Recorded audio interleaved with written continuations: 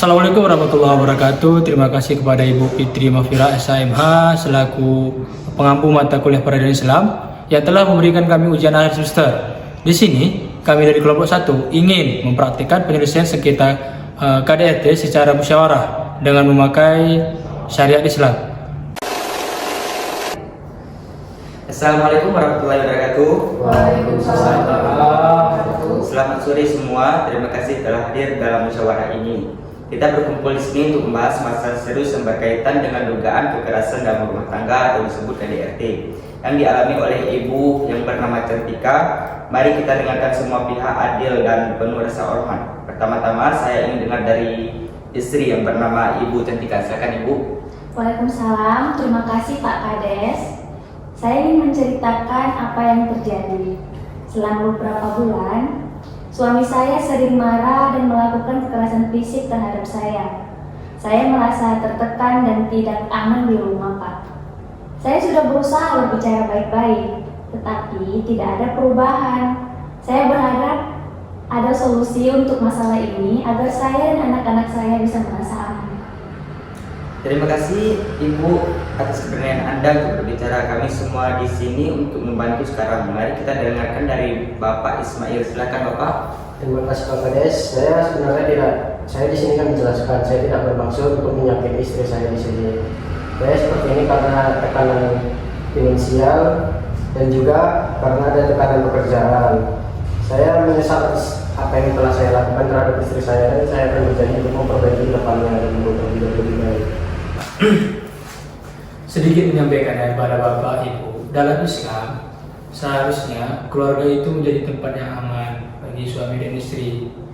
Allah Subhanahu wa taala juga berfirman dalam Al-Qur'an, suami harus memperlakukan istri dengan baik.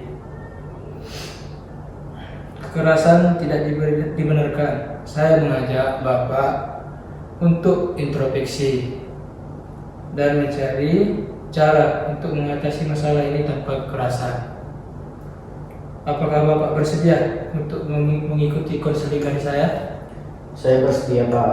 Saya ingin memperbaiki hubungan kami dan tidak ingin lagi melakukan kekerasan. Saya akan berusaha untuk lebih sabar dan mendengarkan istri saya.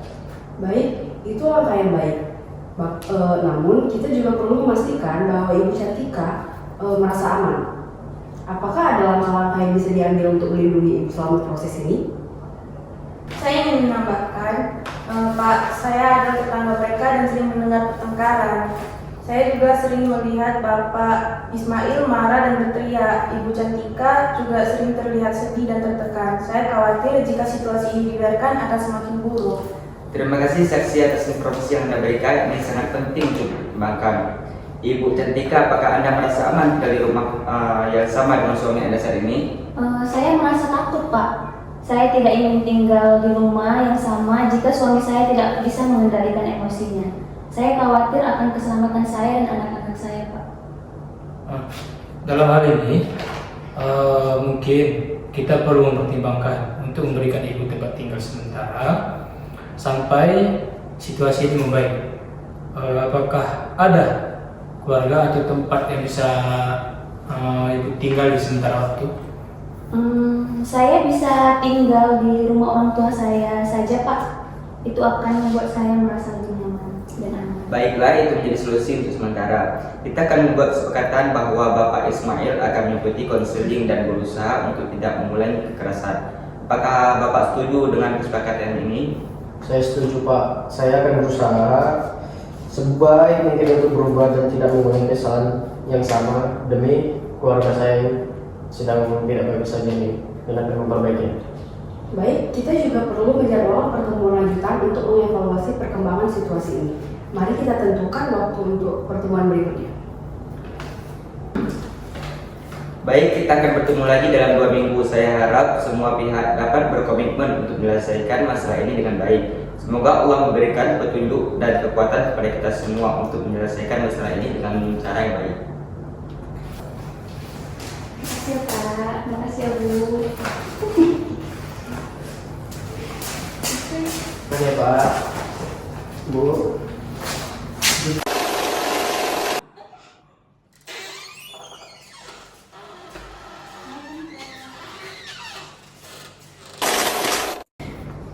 Assalamualaikum warahmatullahi wabarakatuh. Waalaikumsalam. Baik, selamat pagi. Terima kasih telah hadir dalam pertemuan lanjutan ini. Kita berkumpul untuk mengevaluasi perkembangan situasi antara ibu yang bernama Cantika dan bapak yang bernama Ismail. Mari kita mulai dengan mendengar kabar dari ibu Cantika. Silakan ibu. Waalaikumsalam Pak, terima kasih Pak Kades. Saya merasa lebih baik Pak setelah tinggal di rumah orang tua saya. Namun saya masih merasa khawatir terhadap suami saya Pak. Saya ingin tahu apakah dia benar-benar berusaha untuk berubah. Terima kasih ibu atas keterbukaannya. Sekarang mari kita dengarkan dari bapak Ismail. Bagaimana perkembangan anda dalam mengikuti konseling bapak? Terima kasih Pak Kades. Saya sudah mengikuti beberapa sesi konseling dan saya di sini berusaha untuk lebih memahami perasaan istri saya. Saya menyadari bahwa kemarahan saya tidak seharusnya dilampiaskan kepada keluarga. Saya berjanji untuk kedepannya itu lebih sabar dan tidak mengulangi kesalahan saya yang sama yang fatal menurut saya. Itu adalah langkah yang baik. Namun, penting untuk diingat bahwa perubahan tidak terjadi dalam semalam. Anda, selaku suami, harus terus berkomitmen dan memperbaiki diri dalam hubungan ini. Dalam Al-Quran Allah berfirman dalam surah Al-Baqarah ayat 187 yang artinya, dan mereka adalah pakaian bagimu dan kamu adalah pakaian bagi mereka.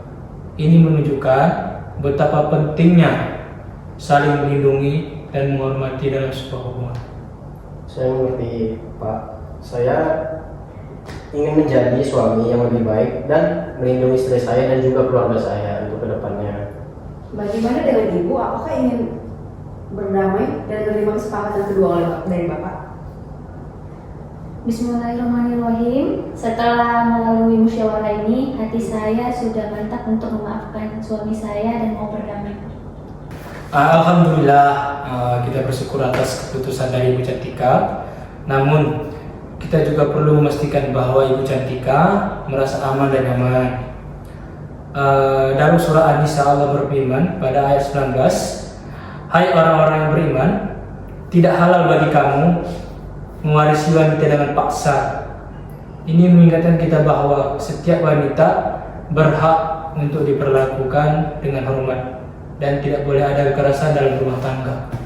Baik, kita semua sepakat untuk terus memantau situasi ini. Mari kita buat kesepakatan bahwa Bapak Ismail akan terus mengikuti konseling dan kita akan mengadakan pertemuan rutin untuk mengevaluasi perkembangan. Apakah Bapak setuju? Saya setuju Pak.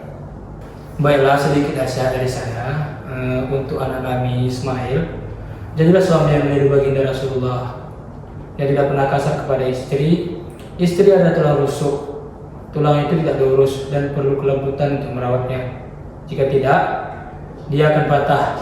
Dan untuk anak kami, Cantika, teladanilah para istri Rasulullah yang selalu mendukung dan tidak pernah berpikir buruk kepada baginda, mengerti keadaan suami, dan selalu memperlihatkan wajah yang menyenangkan hati suami.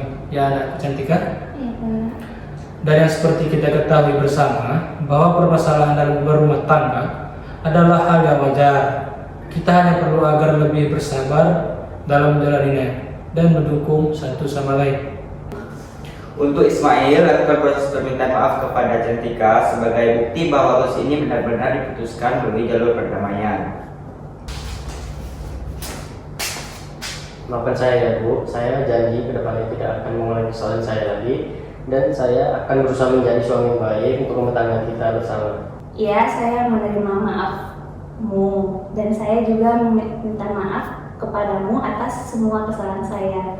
Salah satunya kesalahan saya yang menaruh curiga kepadamu. Ya, terima kasih.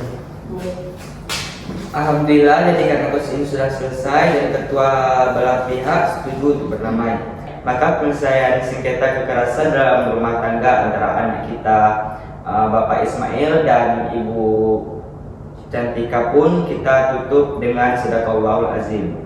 Sadaqallahul Azim.